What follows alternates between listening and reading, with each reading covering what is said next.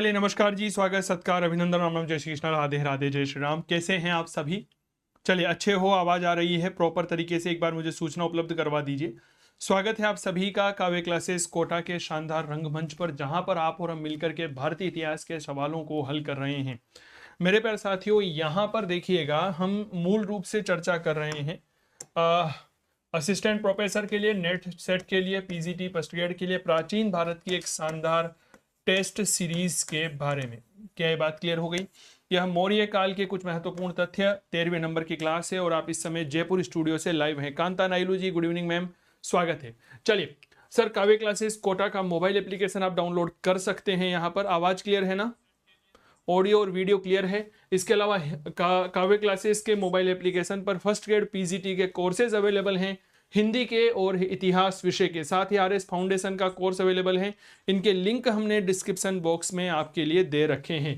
पहला प्रश्न ये रहा, निम्नलिखित में से किस स्थल पर स्थित स्तूप अवशेषों से अशोक की पाषाण पर उद्धृत प्रतिमा उसके नाम के साथ प्राप्त हुई है? सांची, अमरावती, देह, कुठार, कगनहल्ली और अनुत्तरित प्रश्न है। अशोक की पत्थर की प्रतिमा हमें कहां पर मिली है? बहुत बढ़िया सवाल है, कृपया हमें जरूर बताइएगा। अशोक की पत्थर की प्रतिमा उसके नाम के साथ, याद रखिएगा, यह हमें कगनहल्ली से मिली है। कगनहल्ली जो है मेरे प्यारे साथियों, याद रखिएगा, यह मूल रूप से कर्नाटका में है। कहां पर है? कर्नाटका में है, और हमें यहीं से इसकी पत्थर की यह प्रतिमा मिली है, जिसमें उसका नाम भी अंकित है। क्लियर हो गई बात? बहुत बढ़िया, जुड़ जाइए फटाफट से, ताकि आप और हम मिलकर के हमारी चर्चाओं को आगे कर सके। अगला प्रश्न ये रहा, मौर्य प्रशासन में लक्षणा अध्यक्ष होता था। सिक्कों का निरीक्षक, टकसाल का अध्यक्ष, खदानों का अध्यक्ष, चारागाहों का अध्यक्ष और अनुत्तरित प्रश्न। मौर्य काल में विभिन्न प्रकार के अध्यक्ष हुआ करते थे, इनमें आपके लक्षणा अध्यक्ष क्या होता था? जरूर जवाब दीजिए।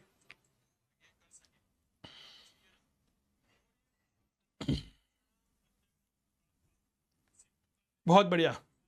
चलिए सर, याद रखिएगा, लक्षणा अध्यक्ष हुआ करता था टकसाल का अध्यक्ष। सिक्कों का निरीक्षक जो होता था, इसे हम मौर्य काल में रूप दर्शक कहते हैं। क्लियर हो गई? खदान का जो अध्यक्ष होता था, इसे हम आकरा अध्यक्ष के नाम से जानते हैं। और मेरे दोस्त, जो चारागाहों का अध्यक्ष होता था, इसे हम विविता अध्यक्ष के रूप में हम इसे ध्यान देते हैं। तो यहां पर आपका सही जवाब होगा ऑप्शन नंबर 2।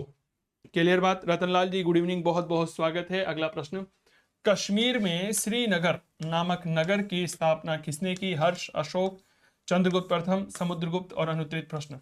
श्रीनगर जो है, यह थोड़ा सा याद रखिएगा, यह झेलम नदी के किनारे पर स्थित है। इस बात की जानकारी कलहण देता है, और कलहण अपनी किताब राज तरंगिनी में यह बात लिखता है। क्लियर हो गई बात? बताइए।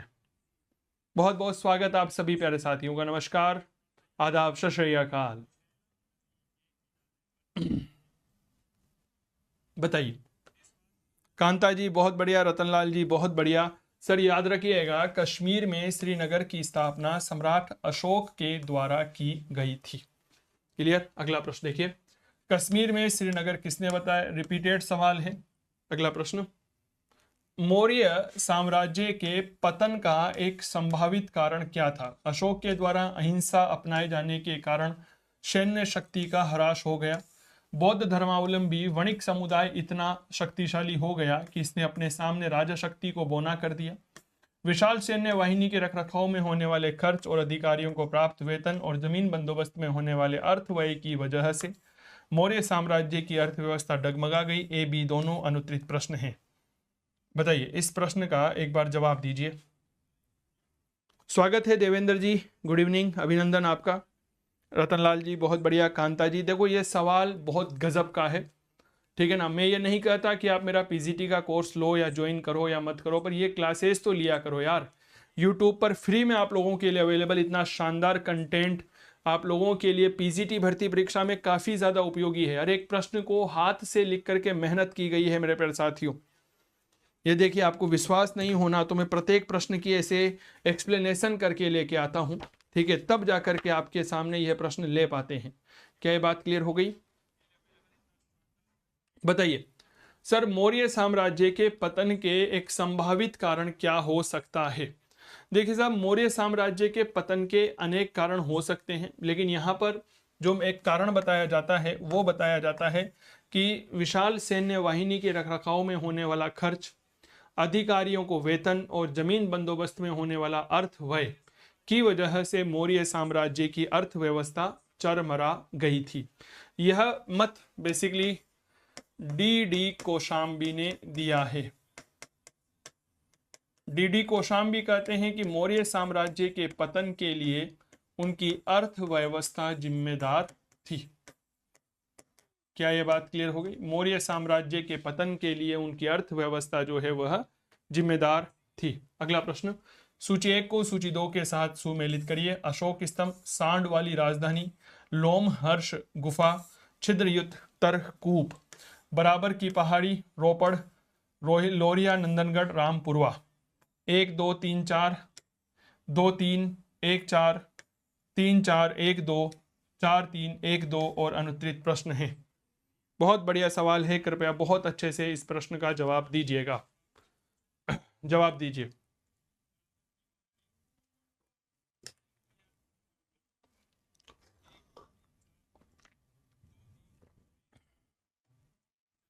यहां पर कुछ उपनाम हैं और फिर हमने पूछा है उनका स्थान। क्लियर हो गई? तो कोई जल्दबाजी नहीं करेंगे, प्रश्न का जवाब देने में आराम से विचार करिए, फिर उसके बाद इस प्रश्न का जवाब देने का थोड़ा सा प्रयास करिएगा। बहुत बढ़िया रतनलाल, मजा आ गया मेरे दोस्त, बिल्कुल सही जवाब है आपका रतनलाल पुरबिया, वेरी गुड।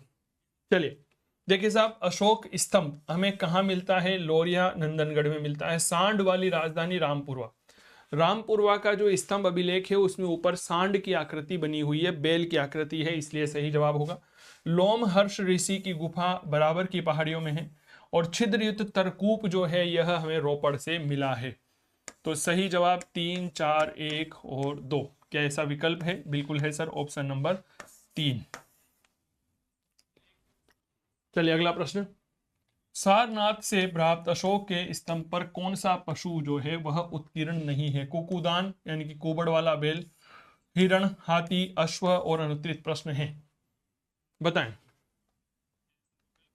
सारनाथ से अशोक का स्तंभ प्राप्त हुआ है, इनमें हमें कौन सा जानवर जो है वह नहीं दिखाई देता है? बताएं। एक अच्छा प्रश्न है यह भी। हाँ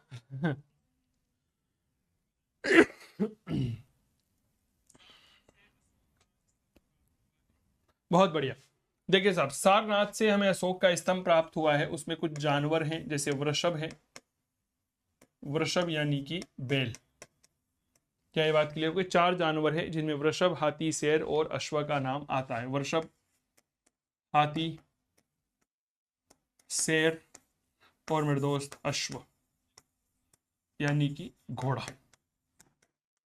हिरण हमें यहां पर कहीं भी जानवर के रूप में नहीं दिखता है। हाँ बिल्कुल ठीक कह रहे हो देवेंद्र, अश्व है मेरे दोस्त, हिरण नहीं है। क्या ये बात क्लियर हो गई? अगला प्रश्न देखिए, किस शासक ने अपने आप को देवताओं का प्रिय कहलवाया? चंद्रगुप्त, विक्रमादित्य, कनिष्क, अशोक, समुद्रगुप्त और अनुत्तरित प्रश्न। देवताओं का प्रिय, डेट इज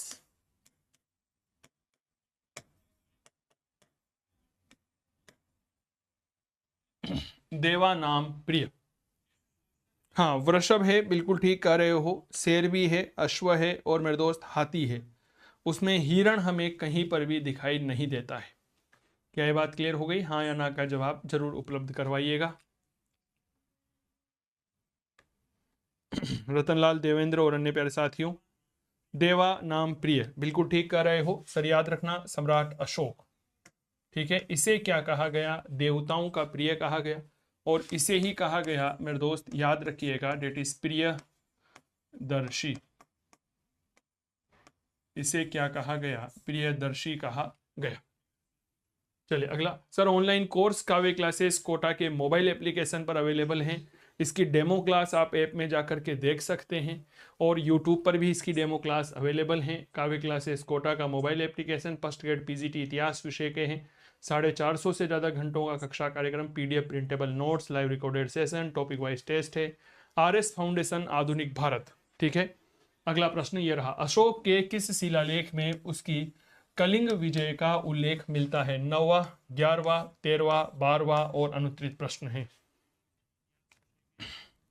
अशोक का एक ऐसा शिलालेख जिसमें हमें उसकी कलिंग विजय की जानकारी देखने को मिलती है। बहुत गजब का प्रश्न है, बताएं। अशोक के एक ऐसे शिलालेख जिसमें हमें अशोक की कलिंग विजय की जानकारी मिलती है, बताइए। अशोक ने अपने एकमात्र विजय के रूप में कलिंग विजय की थी, इसकी जानकारी आपको है और यह हमें 13वें अभिलेख में देखने को मिलती है। ठीक है, कलिंग युद्ध का विवरण हमें प्राप्त होता है शिलालेख नंबर 13, लघु शिलालेख 1 से, रुमिनदेई लेख हेनसांग से। अनुत्तरित प्रश्न रिपीटेड सवाल है। शिलालेख क्रमांक 13 से हमें यह प्राप्त होता है। देखिए, आप 13 ऐसे लिखिए या आप जो है वह 13 मेरे प्यारे साथियों उसको दूसरे अंदाज में इस तरह से लिख सकते हैं। क्लियर हो गई? एक बार क्या हुआ, मैं आपको एक घटना बताता हूं। और दशरथ ने भी धारण करी थी मेरे दोस्त, लेकिन यहां पर जब हम प्रश्न की रूपरेखा की बात करते हैं ना, ये वाला, तो इसमें हमें कहीं पर भी दशरथ नजर नहीं आ रहा है। क्या ये बात क्लियर हो गई? इसके अलावा अगर हम बात करते तो अशोक के अलावा दशरथ और अशोक का समकालीन श्रीलंका का राजा हुआ करता था तिस्स, उसने भी मेरे प्यारे साथियों याद रखिएगा देवानाम प्रिय की उपाधि धारण करी थी। एक विदेशी पुरातत्व विदेशी इतिहासकार है टर्नर महोदय, उसी ने सबसे पहले प्रियदर्शी का समीकरण सम्राट अशोक से किया था। क्या ये बात क्लियर हो गई रतनलाल? देखो, हम बात कर रहे हैं यहां पर किसकी मेरे दोस्त, याद रखिएगा देवानाम प्रिय की, माफी चाहूंगा, देवानाम प्रियदर्शी की उपाधि की बात कर रहे हैं। तो यह उपाधि अशोक ने धारण करी, दशरथ ने धारण करी, श्रीलंका के राजा तिस्स ने धारण करी थी। किस किस ने धारण करी थी? तो सम्राट अशोक, अशोक के बाद आप यहां पर लिखिएगा दशरथ, आप याद करिएगा श्रीलंका का राजा तिस्स,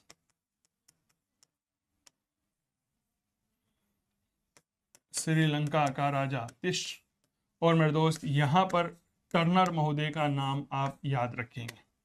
किसका नाम याद रखेंगे? आपको नाम याद रखना चाहिए टर्नर महोदय का, जिसने इसका समीकरण किया है। क्लियर हो गई भैया बात? चलो अगला प्रश्न क्या था, ये हो गया। हाँ, मैं इसकी बात कर रहा था। एक बार क्या हुआ, एक प्रश्न पूछा गया। प्रश्न क्या पूछा गया, मैं आपको घटना बताता हूँ। प्रश्न पूछा गया कि अंग्रेजों ने कौन से अधिनियम क्रमांक के अंतर्गत भारत में सती प्रथा को प्रतिबंधित किया था। अब सब विद्यार्थी क्या हो गए, 17वां अधिनियम याद करके गए, लेकिन उसने इस तरह से 17 नहीं पूछ करके इस तरह से 17 पूछ लिया। ठीक है, अब विद्यार्थी आकर बोलते हैं गुरुजी आपने जो पढ़ा है वो तो वहां था ही नहीं। मैंने कहा क्या नहीं था मुझे बताओ। बोला सर 17, ये देखो 17, देखो 17 यानी कि 10 + 7, 10 को कैसे लिखते हैं, ऐसे लिखते हैं, और 7 को कैसे लिखते हैं, ऐसे लिखते हैं। हो गया नहीं हुआ 17? बताओ। तो मेरे दोस्त ऐसे में प्रश्नों में आप कभी भी गड़बड़ मत करिएगा। इसका जीता जागता उदाहरण ये है, एक में 13वां दे रखा है और एक में 13वां जो है वो रोमन अंकों में दे रखा है। क्या ये बात क्लियर हो गई ना? चलो अगला प्रश्न देखो। अशोक ने कलिंग राज्य पर कब आक्रमण किया? 260 ईसा पूर्व, 261, 273, 280 और अनुत्तरित प्रश्न है, बताइए। हाँ, रोमन में दे रखा होता है, रोमन में फिर अक्सर ये गलतियां हो जाती है, ये मैं आपको बता दूं। क्लियर हो गई? इस बात को थोड़ा सा याद रखिएगा। बताइए सर, याद रखना अशोक ने कलिंग पर 261 ईसा पूर्व में आक्रमण किया था। कब किया था? 261 ईसा पूर्व में। सुनील ओला जी जुड़े हैं, सीकर से स्वागत है मेरे दोस्त। रतनलाल जी बहुत बढ़िया, देवेंद्र भाई बहुत बढ़िया यार, मजा आ गया। अगला प्रश्न, सम्राट अशोक ने कलिंग को कब विजित किया? राज्य प्राप्ति के 4थे वर्ष, राज्य प्राप्ति के 8वें वर्ष, राज्याभिषेक के 2रे वर्ष, राज्याभिषेक के 8वें वर्ष और अनुत्तरित प्रश्न है। देखो कितना प्रश्न को घुमा दिया गया है, आराम से जवाब दीजिए। हाँ बिल्कुल ठीक कह रहे हैं सर, कलिंग। कलिंग को कब जीता? 261 ईसा पूर्व में। जानकारी 13वें शिलालेख में, इसीलिए 13वां शिलालेख को हम कलिंग शिलालेख या युद्ध शिलालेख भी कहते हैं। क्लियर। अब देखिए अशोक, देखिएगा तो अशोक बेसिकली 269 ईसा पूर्व में गद्दी पर बैठता है और यह 232 ईसा पूर्व तक गद्दी पर रहता है। अब इनमें से -8 करेंगे तो 261 आएगा, तो लगभग राज्याभिषेक होने के 8 वर्ष बाद। क्लियर। हाँ बिल्कुल बाणवा, बिल्कुल ठीक कह रहे हैं आप। ठीक है, राज्य प्राप्ति देखो रतनलाल मेरे दोस्त, अशोक, आप इस बात को समझिए, बिंदुसार, ठीक है ना, बिंदुसार चंद्रगुप्त मौर्य की मृत्यु के बाद 298 ईसा पूर्व में गद्दी पर बैठा और यह 273 ईसा पूर्व तक गद्दी पर रहा। बिंदुसार के बाद गद्दी पर बैठा सम्राट अशोक, और अशोक गद्दी पर कब बैठा? 269 ईसा पूर्व से लेकर के 232 ईसा पूर्व तक। अब आपके मन में एक सवाल आ रहा होगा कि सर यहां पर जो है ना ये 4 साल का गैप है, तो यह बात पता होगी अशोक अपने 99 भाइयों की हत्या कर करके गद्दी पर बैठा था, तो उसे 99 भाइयों को मारने में जो है वह 4 वर्ष का समय लगा था। क्या ये बात क्लियर हो गई रतनलाल? मुझे बताओ एक बार। याद रखिएगा, कंसेप्ट क्लियर करना मेरी नैतिक जिम्मेदारी है। यहां पर 8:30 बजे रोज क्लास होती है आपकी। अगला 13वां शिलालेख संबंधित है युद्ध से, मूर्तियों से, धर्म से, राज्य से और अनुत्तरित प्रश्न है।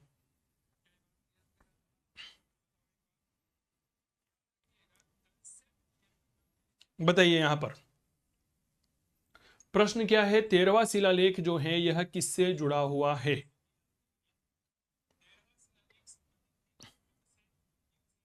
अभी थोड़ी देर बाद ही हमने चर्चा की थी, 13वें शिलालेख जो है वह आपके युद्ध से जुड़ा हुआ है। क्लियर। हाँ बिल्कुल। अगला प्रश्न, ऑनलाइन कोर्स काव्य क्लासेस कोटा के मोबाइल एप्लीकेशन पर अवेलेबल हैं। हिंदी का कोर्स ले लो, बहुत सस्ता है अभी तो, केवल 3,999 रुपए में। 450 से ज्यादा घंटों का कक्षा कार्यक्रम है। पीडीएफ में प्रिंटेबल नोट्स मिलेंगे, live recorded session, topic wise test है। आरएस का कोर्स चल रहा है, आरएस फाउंडेशन का, आधुनिक भारत का। 80 घंटों का कक्षा कार्यक्रम, राष्ट्रीय आंदोलन पर विस्तृत बल, उत्तर लेखन का अभ्यास और प्रिंटेबल नोट्स और भी बहुत कुछ है। केवल और केवल 499 रुपए में है। ठीक है। अगला प्रश्न, दोनों के लिंक मैंने डिस्क्रिप्शन में दे रखे हैं। अशोक के किस अभिलेख से युद्ध और हिंसा के कारण जनित उसके अंतर मन की व्यथा प्रकट होती है? धोली और जोगड़, शाहबाजगढ़ी सोपारा, मास की भाबरू, मानसेहरा, गिरनार और अनुत्तरित प्रश्न है। बताएं। अशोक कलिंग युद्ध में 1.5 लाख लोगों को मारने के बाद कहता है, ये मैंने क्या कर दिया, लाखों को मार दिया। बताओ, ये तो वही बात हो गई कि 100 चूहे खाकर के बिल्ली हज को चली। क्या ये बात क्लियर हो गई? बहुत अच्छे से जवाब दीजिए कि अशोक अपने मन अंतर मन की व्यथा कहता है और दुख प्रकट करता है कि ये मैंने क्या कर डाला, लाखों को मार डाला।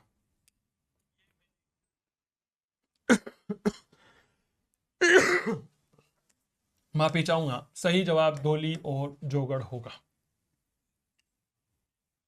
अशोक ने अपने किस शिलालेख में अरबी जातियों का उल्लेख किया है? 5वां, 11वां, 12वां, 13वां और अनुत्तरित प्रश्न। अरबी जातियों का उल्लेख किया है।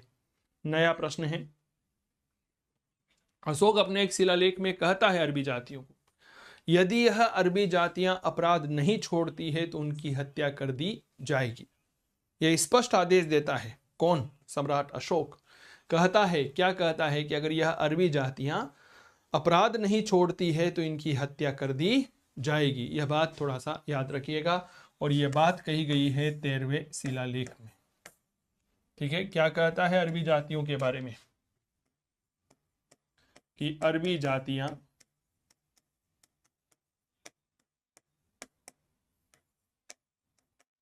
यदि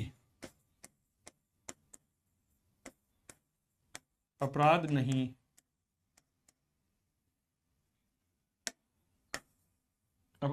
नहीं छोड़ती है तो इनकी हत्या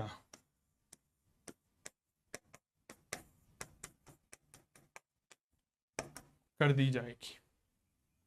क्लियर। 13वां शिलालेख है यह। देवेंद्र, रतन और सुनील और अन्य मेरे साथियों, अगला प्रश्न देखिए।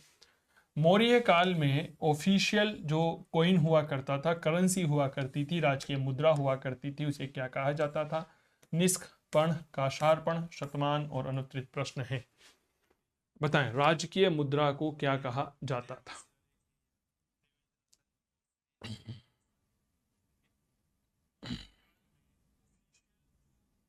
बहुत बढ़िया प्रश्न है। राजकीय मुद्रा को क्या कहा जाता था?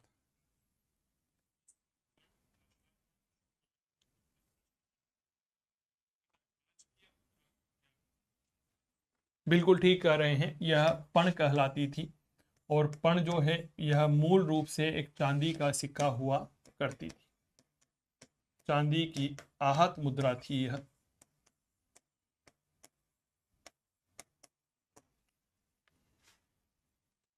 चलिए अगला प्रश्न देखो। मौर्य काल में निष्क जो है ना देवेंद्र भाई, वह गले का एक आभूषण हुआ करती थी। और वैदिक काल में यही निष्क सोने का सिक्का हुआ करती थी। क्या ये बात क्लियर हो गई आदरणीय देवेंद्र? निष्क के बारे में दो बातें याद रखना। अगर आप इसे वैदिक काल में पढ़ रहे हैं तो यह एक मुद्रा है, लेकिन अगर निष्क आप मौर्य काल में पढ़ रहे हैं तो यह एक आभूषण है। ठीक है, क्या ये बात क्लियर हो गई? विशेष तौर पर गले का हार है। निष्क जो है यह, मेरे दोस्त इस बात को क्लियर करिएगा, मौर्य काल में कोई मुद्रा का नाम नहीं है। क्या ये बात क्लियर हो गई? हाँ या ना का जवाब दीजिएगा। अब यहां पर पण की बात करते हैं। पण का ही दूसरा नाम क्या होता है? रुपया रूप कहलाता है। इसी पण का अन्य नाम, इसका अन्य नाम क्या था? रुपया रूप। पण जो है वह एक चांदी का सिक्का हुआ करता था और इसी का दूसरा नाम क्या कहलाता था? रुपया रूप कहलाता था। क्या ये बात क्लियर हो गई? ठीक इसी प्रकार तांबे के सिक्के को ताम्र रूप कहा जाता था, जिसे माशक भी कहा गया है। मौर्य काल में जो तांबे की मुद्रा हुआ करती थी इसे ताम्र रूप या मेरे दोस्त माशक कहा गया है। इतिहास बहुत बदल गया है, मैं आपको फिर बता रहा हूं, इस बात को याद रखिएगा। और देखो मेरे दोस्त, बदले हुए के अनुसार बदलना ही इतिहास कहलाता है। ठीक है ना? हाँ, अगला प्रश्न। नहीं तो आजकल क्या हो गया है ना, बाजार में आपने देखा होगा बहुत से लोग इतिहास विषय का कोर्स 600 रुपये में पढ़ा रहे हैं, 800 में, 900 रुपये में, 1000 रुपये में कोर्स दे रहे हैं। फिर उनकी गुणवत्ता भी वैसी ही होती है। क्या मैं ठीक कह रहा हूँ क्या? उनकी क्वालिटी भी वैसी ही होती है, उनकी गुणवत्ता भी ऐसी ही होती है। मैं आपको एक देखो एक इमेज दिखाता हूँ, आपको खुद को जान करके बहुत अच्छा लगेगा। आप एक पीडीएफ देखिए, ये मेरी आज की क्लास ली थी मैंने, ठीक है ना, सिंधु सभ्यता की। उसमें ये मैंने पढ़ाया है आज, आप खुद देखिए।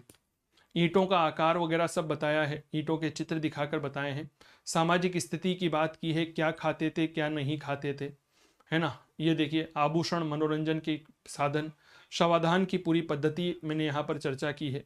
क्या बात के लिए धर्म क्या था, पूरी बात मैंने आपको यहाँ पर बताई है। किस किस की, पशु में, पक्षी में बतख की पूजा करना।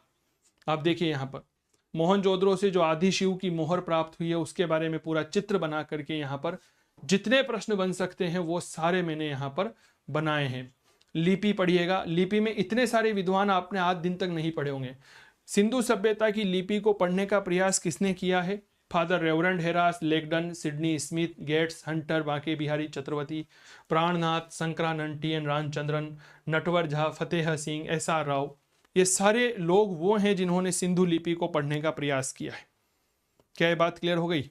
आप कहते हो कि सर इतिहास में क्या बदलता है? इतिहास में ये बदलता है मेरे दोस्त, कई सारी चीजें हैं, है ना, जो यहाँ पर हमें देखने को मिलती है। इनका नाम देखिए लिपियों के, हेरेटिक लिपि, सिंधु घाटी सभ्यता का लिपि का अभी हाल ही में नया नाम क्या आया है पता है आपको? हेरेटिक लिपि आया है, नया नाम। इस लिपि का नया नाम हेरेटिक लिपि है। इसे आइडोग्राफिक लिपि भी कहते हैं सर। आप सोचिए, ये सारी विषय वस्तु आप, या आपने कभी नाम नहीं सुना होगा, ये सब पढ़ लिया लेकिन ये दोनों नहीं पढ़ा होगा। ठीक है ना? आपको और चित्र दिखाता हूं, देखिएगा। जब बात चली है तो और आगे तक जाना चाहिए। देखो अब तक क्या हमें पता चलता था, मैं आपको बताता हूं।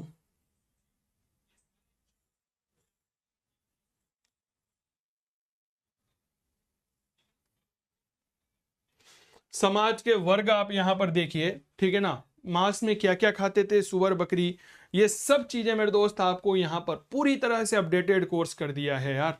पैनल के साथ पढ़ा रहा हूं और बहुत सस्ती रेट में है। 4,000 का कोर्स है केवल, जिसमें प्राचीन, मध्य, आधुनिक और विश्व इतिहास, साथ ही साथ राजस्थान का इतिहास आपको पढ़ाया जाएगा, क्योंकि आप राजस्थान की भी तैयारी कर रहे हो। पूरा गजब का। कल मैं इसके आपको महत्वपूर्ण और जो पीपीटी रहेगी वो आपको बताऊंगा, तो आपको वहां पर पता चलेगा कि सर गजब का पढ़ा रहे हो आप। मेरे दोस्त, यह आप लोगों के लिए ही तैयार किया गया कोर्स है। मैं चाहता हूं आप लोगों की भी नौकरी लगे, आप लोग भी अपने माता पिता के सपनों को साकार करो, इसीलिए मैं बात करता हूं, नहीं तो कोई मतलब नहीं है। आप ये प्रश्न देखिए भारतीय इतिहास के, ईमानदारी से दिल पर हाथ रख करके बताना, क्या आपने कभी इतने शानदार एक्सप्लेनेशन के साथ इतने अच्छे प्रश्न किए हैं क्या? ईमानदारी से बताइएगा। धन्यवाद भाई सुनील भाई, बहुत बहुत धन्यवाद भाई। बिल्कुल पूरी की पूरी काजू कतली के साथ यहां पर पढ़ा रहा हूं, ये बात याद रखिएगा। मैं दावे के साथ कह सकता हूं आपने कभी भी इतनी शानदार एक्सप्लेनेशन के साथ ये सवाल नहीं किए होंगे, हर एक बिंदु के बहुत जबरदस्त एक्सप्लेनेशन। अगला प्रश्न देखिए, एक ऐसा मौर्य शासक जिसने आजीवक संप्रदाय को संरक्षण दिया, चंद्रगुप्त, बिंदुसार, दशरथ, कुणाल और अनुत्तरित प्रश्न है, बताएं।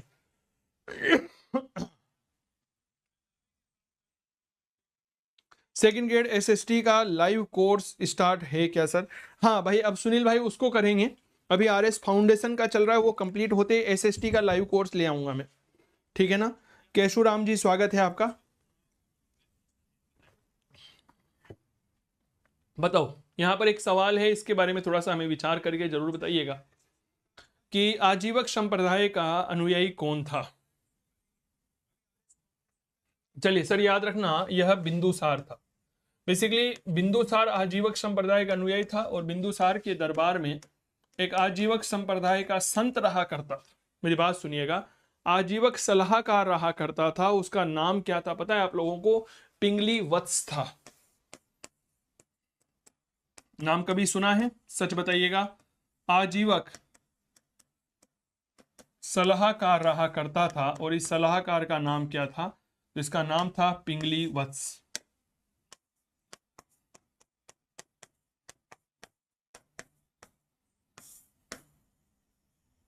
पिंगली वत्स, कभी नाम सुना है आपने? पिंगली वत्स, सिस गोयल, रॉयल बंजारा, स्वागत है मेरे दोस्त केशुराम जी, बहुत बहुत अभिनंदन।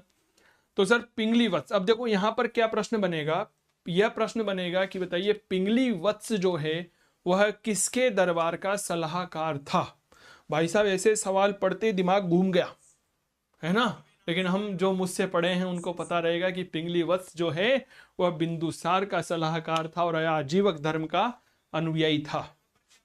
चलिए अगला प्रश्न देखिएगा, निम्नलिखित में से कौन सा मौर्य शासक जो है वह आजीवक मत का समर्थक था? चंद्रगुप्त मौर्य, संप्रीति, दशरथ, जालोक और अनुत्तरित प्रश्न है। अब एक और प्रश्न आ गया, इसके पहले कौन था मेरे दोस्त? याद रखिएगा, बिंदुसार था। देखिए नाम याद रखिएगा, चंद्रगुप्त मौर्य, चंद्रगुप्त मौर्य के बाद बिंदुसार, बिंदुसार के बाद अशोक। क्या ये बात क्लियर हो गई? अशोक के बाद गद्दी पर बैठा मेरे दोस्त, याद रखिएगा, कुणाल, कुणाल के बाद गद्दी पर बैठा दशरथ, कुणाल, दशरथ, फिर इस तरह से आगे मामला चलता रहता है। संप्रीति जद्दी गद्दी पर बैठा, जालोक बैठा, बृहदत्त बैठा। तो यहां पर दशरथ और बिंदुसार यह दोनों ही जो है किसके अनुयायी थे? तो यह आजीवक के अनुयायी थे। क्लियर? तो सही जवाब होगा दशरथ। क्लियर? अगला प्रश्न यह रहा, निम्नलिखित में से किसने नागार्जुनी पहाड़ियों की गुफाओं को आजीवकों को दान दे दिया था? कुणाल, संप्रीति, दशरथ, इंद्रपालित और अनुत्तरित प्रश्न। नागार्जुनी गुफाएं जो है उन्हें मेरे दोस्त याद रखिएगा किसने आजीवकों को दान दे दिया था? बताएं।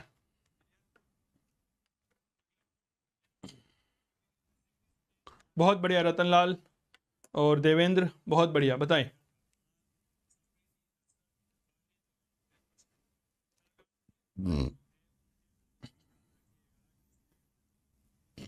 सर याद रखिएगा, यह देने वाला महान दानी व्यक्ति दशरथ, क्लियर, इसने जो है वह दान में दे दिया था। अगला प्रश्न, अशोक के अभिलेखों की भाषा ब्राह्मी, खरोष्टी, पाली, प्राकृत और अनुत्तरित। प्रश्न, यहां पर भाषा पूछी है, मैंने लिपि नहीं पूछी है, यह बात याद रखिएगा। हाँ बिल्कुल ठीक कह रहे हो देवेंद्र, वेरी गुड। मैं यहाँ पर बता दूं, मैंने यहाँ पर आपसे जो है वह क्या पूछी है, भाषा पूछी है, लिपि नहीं पूछी है, इस बात को याद रखिएगा।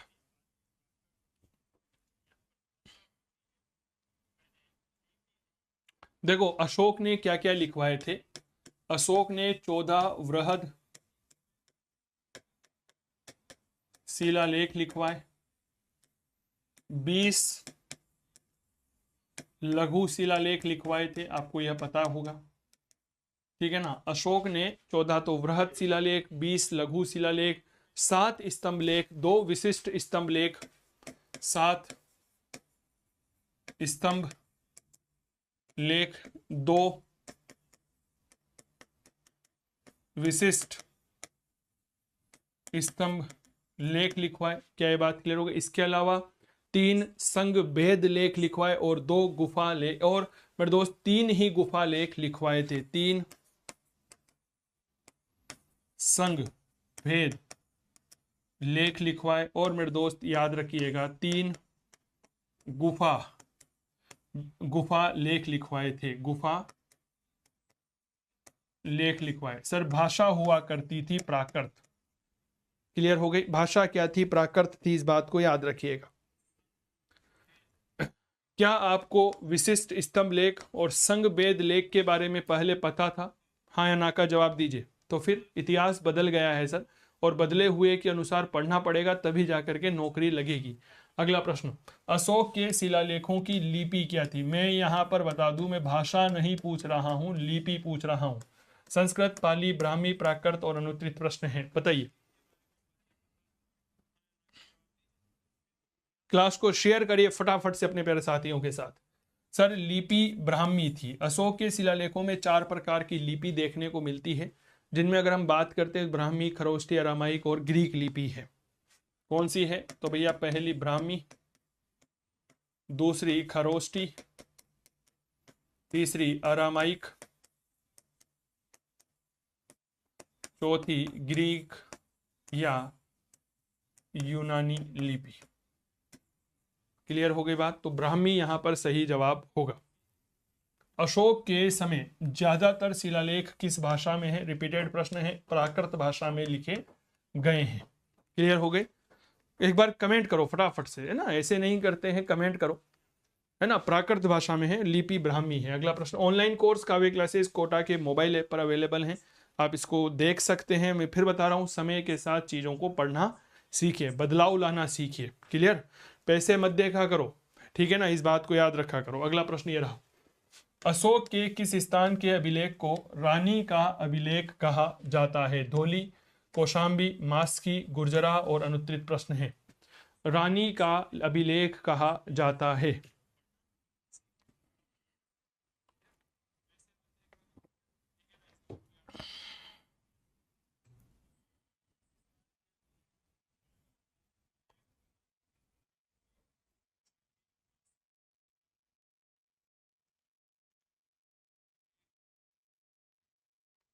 बताइए रानी का अभिलेख किसे कहा जाता है?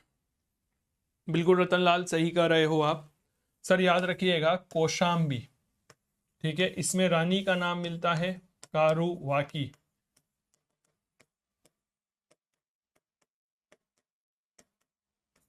और रानी का एक पुत्र तीवर, इनकी जानकारी हमें यहां पर मिलती है। बिल्कुल देवेंद्र, वेरी गुड। अगला प्रश्न, अशोक का समकालीन सीरिया और पश्चिमी एशिया का शासक कौन था? अलेक्जेंडर, अंतियोकस द्वितीय, मगस, टोलेमी द्वितीय, फिलाडेल्फस और अनुत्तरित प्रश्न। अशोक के समकालीन सीरिया और पश्चिमी एशिया का राजा कौन था? जवाब दीजिए।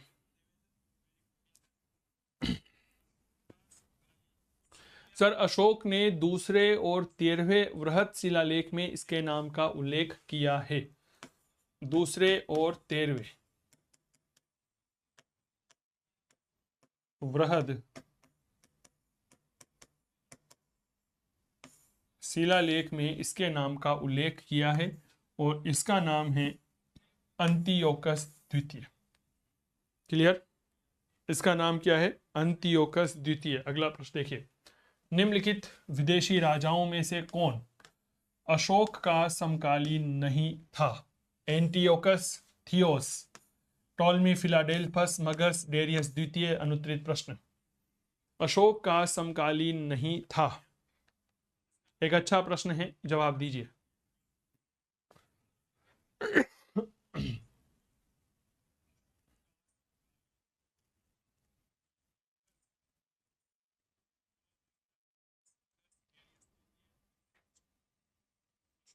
सर याद रखिएगा, अशोक के समकालीन नहीं था, डेरियस द्वितीय। क्या ये बात क्लियर हो गई? डेरियस द्वितीय बेसिकली एक ईरान का राजा था, ईरानी शासक था, और यह ईरानी शासक 331 ईस्वी में एक युद्ध हुआ था जिसे हम अरबेला का युद्ध कहते हैं, उसमें यूनानियों से पराजित हो गया था। क्लियर हो गई? और इसी के साथ भारत से फारसी यानी कि ईरानी संबंध जो है वह समाप्त हो गए थे। ईरानी शासक था जो 331 ईस्वी के अराबेला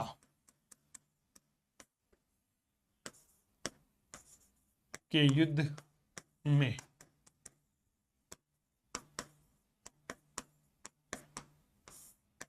यूनानियों से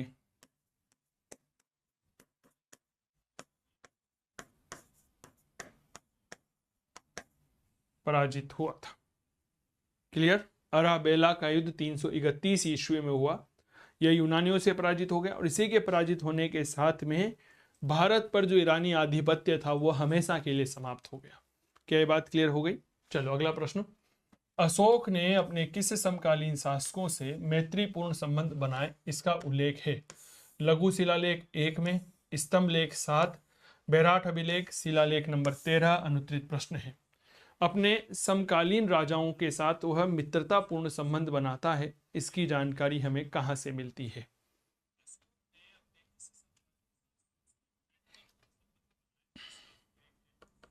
बताएं, यह कौन सा शिलालेख है जो हमें इस बात की जानकारी उपलब्ध करवाता है? तो याद रखिएगा, यह है अभिलेख नंबर 13।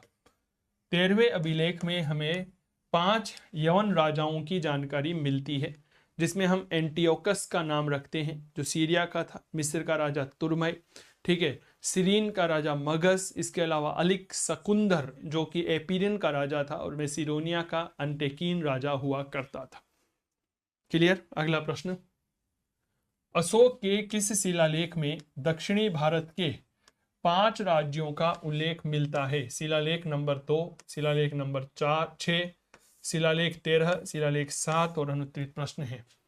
दक्षिणी भारत के 5 राजाओं की जानकारी। 5 राज्यों में चोल, चेर, पांड्य, शात्रिपुत्र और ताम्रपर्णी। ठीक है, इनका नाम क्या क्या है याद रखिएगा। चेल, ठीक है, पहला मेन राजा चोल, सॉरी मैं भी चाहूंगा चोल है, चेर नहीं है। चोल, ताम्रपर्णी जिसे हम श्रीलंका कह सकते हैं, चेर जिसे हमने नाम दिया केरल पुत्र का। क्या ये बात क्लियर हो गई? चोल हो गया, चेर हो गया, ताम्रपर्णी हो गया, पांडेय हो गया, सातीय पुत्र हो गया।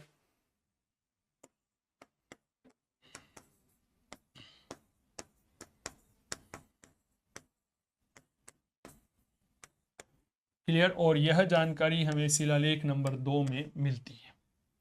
क्लियर हो गए? नहीं, 2 में है। नमस्कार जी चंचल विजय, स्वागत है आपका, अभिनंदन। अगला प्रश्न ये रहा, अशोक के द्वारा बराबर की गुफा का निर्माण करवाया गया था ब्राह्मणों के लिए, बौद्धों के लिए, जैनियों के लिए, आजीवकों के लिए? अनुत्तरित प्रश्न है। बराबर की गुफाएं जो है वह किसके लिए बनाई गई थी? बताएं। अशोक ने बनवाई थी सर। देखिए क्लास पसंद आए तो इसे लाइक किया करो, कमेंट किया करो कि सर क्लास अच्छी है। क्लियर, इससे हमें मोटिवेशन मिलता है। आपका मोटिवेशन मिलेगा कहाँ से? कमेंट के माध्यम से ही तो मिलेगा, है ना। सर याद रखना, अशोक ने यह बेसिकली आजीवकों के लिए तैयार करवाई थी। ठीक है, बराबर की 3 गुफाएं हमें यहाँ पर देखने को मिलती है, कर्ण चौपड़, सुदामा की गुफा और विश्व झोपड़ी की गुफा। क्लियर हो गई? कर्ण चौपड़, सुदामा और विश्व झोपड़ी की कथा। हाँ बिल्कुल देवेंद्र, अगला प्रश्न, बराबर की गुफाएं संबंधित है भैया, रिपीटेड प्रश्न है, आजीवकों से जुड़ी हुई है। चलिए अगला प्रश्न देखिए, बराबर पर्वत क्षेत्र में अशोक के दामनों से लाभान्वित होने वाले बौद्ध आजीवक श्वेतांबर दिगंबर अनुत्तरित प्रश्न है।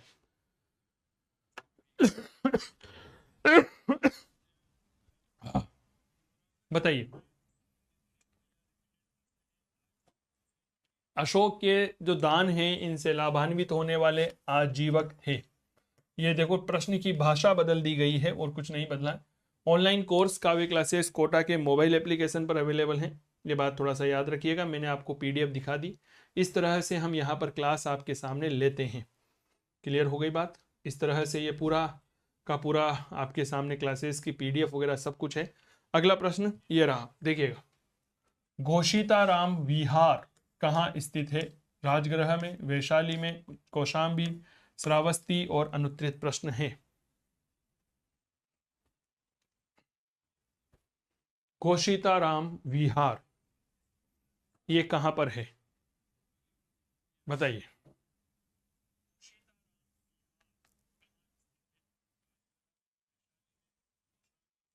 सर यह उत्तर प्रदेश में है, उत्तर प्रदेश के कौशाम्बी में है, जहां पर कौशाम्बी के धनाढ्य सेठ घोषित ने भगवान बुद्ध और उनके शिष्यों के लिए इसका निर्माण करवाया था। क्या ये बात क्लियर हो गई? तो यह आपके कहां पर पड़ता है? उत्तर प्रदेश के कौशाम्बी में है। हाँ बिल्कुल ठीक, वेरी गुड। अशोक ने लुम्बिनी ग्राम के लिए भू राजस्व की क्या दर निश्चित की? 1/4, 1/2, 1/6, 1/8। अनुत्तरित प्रश्न बताएं। लुम्बिनी गांव के लिए भू राजस्व की दर क्या निर्धारित करी थी? इस बात की जानकारी हमें कहां से मिलती है पता है? अशोक के रुम्मिनदेई शिलालेख से मिलती है।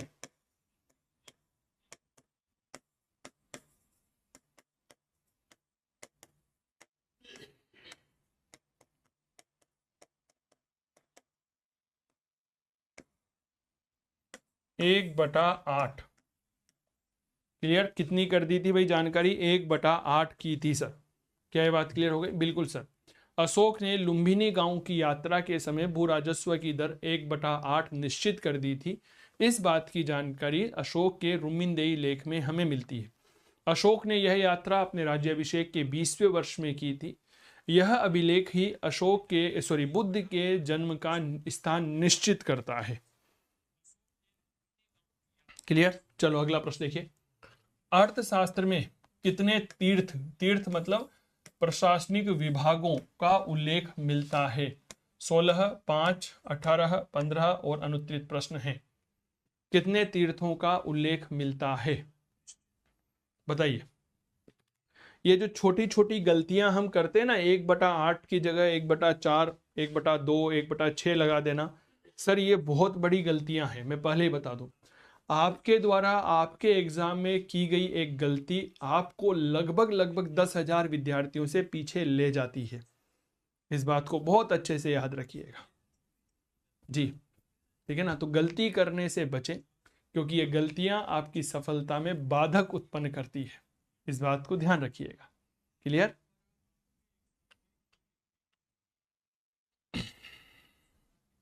चलिए सर याद रखिएगा, 18 तीर्थों का उल्लेख मिलता है। ठीक है, अच्छा ये तो हो गया तीर्थ। और अध्यक्ष कितने मिलते हैं फिर कमेंट करो, देखिए एक बार।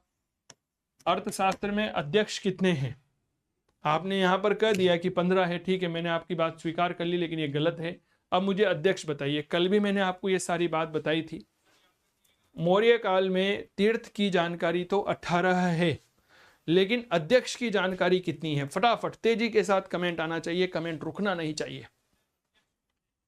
सर याद रखना, अध्यक्ष मिलते हैं मेरे प्यारे साथियों 26।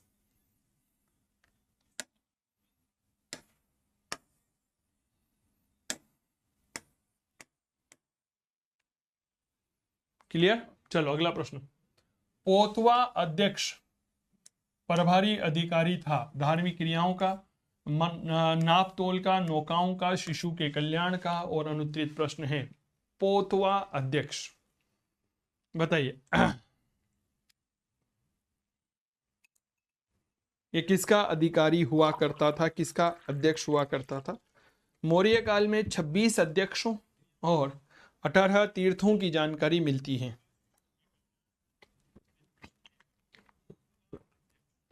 चलिए सर याद रखिएगा, यह माप तोल या तोल माप से जुड़ा हुआ अधिकारी हुआ करता था। मौर्य में पोतवा अध्यक्ष, फिर रिपीटेड सवाल है, राजकीय टकसाल, जल परिवहन, तोल माप, स्थल परिवहन। सर यह है आपके तोल माप का। निम्नलिखित मौर्यवंशी शासकों में से किसने केवल कश्मीर पर शासन किया था? बृहदत्त, दशरथ, संप्रीति, जालोक, अनुत्तरित प्रश्न। सर कई सारे मौर्य राजा हुए है ना, इनमें से एकमात्र ऐसा मौर्य शासक कौन था जिसने केवल और केवल, मेरे प्यारे साथियों याद रखिएगा, कश्मीर पर शासन किया था? ठीक है, और उसके अलावा कहीं पर भी शासन नहीं किया था। ठीक है, बताओ। बहुत बढ़िया। देखिए साहब, जब भी कश्मीर शब्द आ जाए ना तो आप कलहण को याद रखिएगा, और कलहण का ग्रंथ राजतरंगिणी याद रखिएगा। इसमें पता चलता है कि जालोक नाम के राजा ने केवल और केवल कश्मीर पर शासन किया था। ठीक है, किसने किया था? जालोक नाम के राजा ने। चलो जी अगला प्रश्न देखें। प्रतिवेदक का कार्य क्या होता था? राजस्व एकत्र करना, सेना का नेतृत्व करना, प्रांतों का शासन, घटनाओं की सूचना, अनुत्तरित प्रश्न। मैं एक बात आप सबको बता दूं, जितने भी विद्यार्थी हैं इस समय क्लास देख रहे हैं या बाद में देखेंगे, मैं यह नहीं कहता कि आप कोर्स खरीदो, मैं बिल्कुल भी आपसे यह बात नहीं कहूँगा, लेकिन मेरा इतना हक बनता है कि आप 8:30 वाली जो ये क्लास आपकी चल रही है इसको आप रेगुलर देखें। मेरी बात समझ में आ गई? नियमित तौर पर देखो। मेरे लिए क्लास की संख्या मायने नहीं रखती है कि वह 50 विद्यार्थी क्लास में आ रहे हैं या 20 आ रहे हैं या 2 आ रहे हैं। ठीक है, मैं 2 विद्यार्थियों के लिए भी उतनी ही मेहनत करता हूं जितनी 50 विद्यार्थियों के लिए, 200 विद्यार्थियों के लिए मेहनत करता हूं। क्लियर? मेरा उद्देश्य एक ही है कि आपकी सरकारी नौकरी लगना चाहिए। यही हमारा काव्य क्लासेस का भी उद्देश्य है, हर घर सरकारी नौकरी होनी चाहिए। क्लियर हो गई बात? इस बात को शिरोधार्थ करिए, इस बात को चरितार्थ करिए, इस बात को समझने की कोशिश करिएगा। ठीक है, प्रतिवेदक जो होता था इसका मुख्य कार्य होता था मूल रूप से विशेष सूचना दाता का। ठीक है, यह क्या होता था? एक प्रकार का सूचना प्रदान करने वाला व्यक्ति होता था, सूचना प्रदाता हुआ करता था, और यह एक प्रकार की घटनाओं की सूचना दिया करता था। वर्तमान में अगर हम प्रतिवेदक की बात करें तो यह संवाददाता जैसा होता है। ठीक है ना, वो नहीं होता है संवाददाता ने सूचना दी है कि, ठीक है, हाँ बिल्कुल देवेंद्र आपने सही कहा है कि 117 नंबर में 2 आपका सही जवाब रहेगा। अगला, मौर्य काल में शिक्षा का सर्वाधिक प्रसिद्ध केंद्र तक्षशिला, उज्जैनी, नालंदा, वल्लभी, और अनुत्तरित प्रश्न है, बताएं।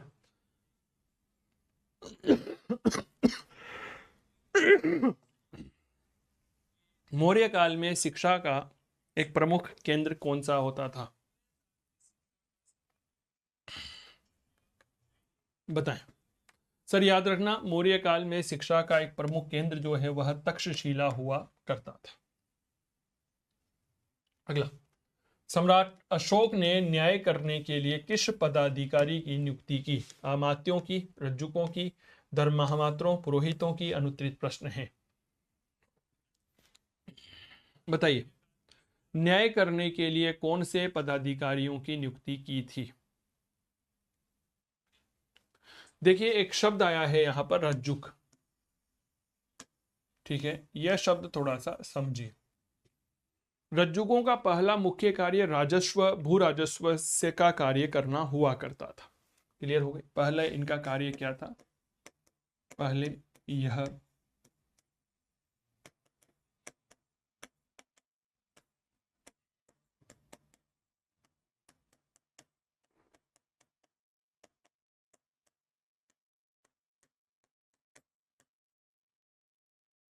पहले भू राजस्व से जुड़े हुए कार्य करते थे। क्लियर? लेकिन 26वें वर्ष में अशोक ने इन्हें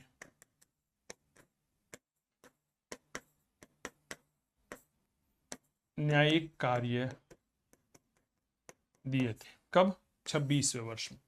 तो यह मूल रूप से रज्जुक होते थे। क्लियर हो गई बात? बिल्कुल देवेंद्र, ममता, वेरी गुड। चंचल, बहुत बढ़िया यार, अच्छा प्रश्न है। अगला प्रश्न देखिए, जनपद स्तर पर मौर्य अधिकारियों का सही अवरोही क्रम क्या होगा? राजुक, प्रादेशिक, युक्त, जनपद है ना, युक्त राजुक, प्रादेशिक, प्रादेशिक युक्त राजुक, प्रादेशिक राजुक युक्त। अनुत्तरित प्रश्न है, बताएं। जनपद स्तर पर जो ये मौर्य काल के अधिकारी हुआ करते थे, इनका सही क्रम क्या होगा?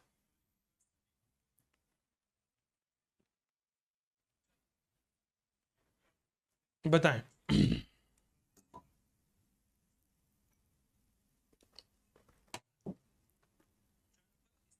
चलिए सर, याद रखिएगा, दैट इज प्रादेशिक, राजुक और युक्त, इनका सही क्रम होगा। ऑनलाइन कोर्स काव्य क्लासेस कोटा के मोबाइल एप्लीकेशन पर हैं, आप इसे डाउनलोड कर सकते हैं और देख सकते हैं। अगला प्रश्न देखिए, मौर्य काल में भवनों का निर्माण लकड़ी से होता था, इसका पुरातात्विक प्रमाण मिला है कौशाम्बी से, कुम्भहार से, अतरंजी खेड़ा से, तक्षशिला से। अनुत्तरित प्रश्न है। इस प्रश्न का तात्पर्य क्या है? प्रश्न का तात्पर्य यह है कि मौर्य काल जो है, इसके अवशेष हमें कहां से मिले हैं, ठीक है ना, बताओ। इतिहास में जब कोई घटना घटित होती है तो उसके पुरातात्विक साक्ष्य खोजे जाते हैं।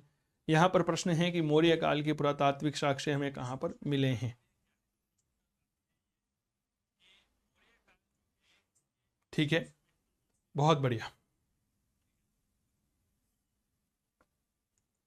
चलिए सर, याद रखिएगा, यह बेसिकली कुम्भहार है, यहां से हमें यह मिले हैं। पुरातात्विक साक्ष्य हमें पटना, पटना आप चले जाइए, कहां पर है? बिहार में है।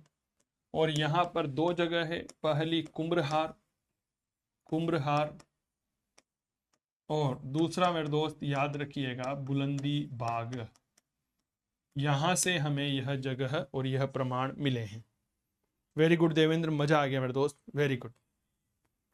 निम्नलिखित स्थानों में से वह स्थान जहां से वृषभ वाला शीर्ष स्तंभ अभिलेख मिला है? सारनाथ, रामपुरवा, संकीसा, सांची। अनुत्तरित प्रश्न है। यह प्रश्न पहले भी आया हुआ है, अभी थोड़ी देर पहले जब पहला प्रश्न करवाया था वो यही करवाया था।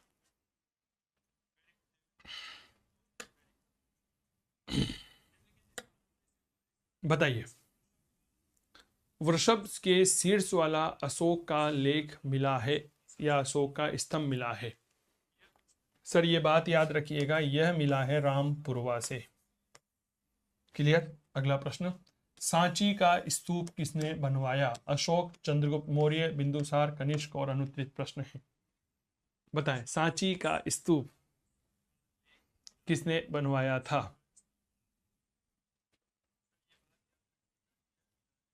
हाँ, रामपुरवा बिल्कुल सही जवाब है मेरे दोस्त। चलिए सर, याद रखना, इसका निर्माण करवाया था सम्राट अशोक ने। क्लियर? अगला प्रश्न, सांची के स्तूप का निर्माता चंद्रगुप्त मौर्य, कालाशोक, बिंदुसार, अशोक। और अनुत्तरित प्रश्न है, सांची के स्तूप का निर्माता कौन है? एक और अच्छा प्रश्न है यह, इस बात को थोड़ा सा समझने की कोशिश करिए। सांची के स्तूप का निर्माता अशोक। अगला प्रश्न, जैतवन विहार कहाँ स्थित था? कौशाम्बी, श्रावस्ती, राजगृह, नालंदा। अनुत्तरित प्रश्न है। बताएं। जेतवन विहार,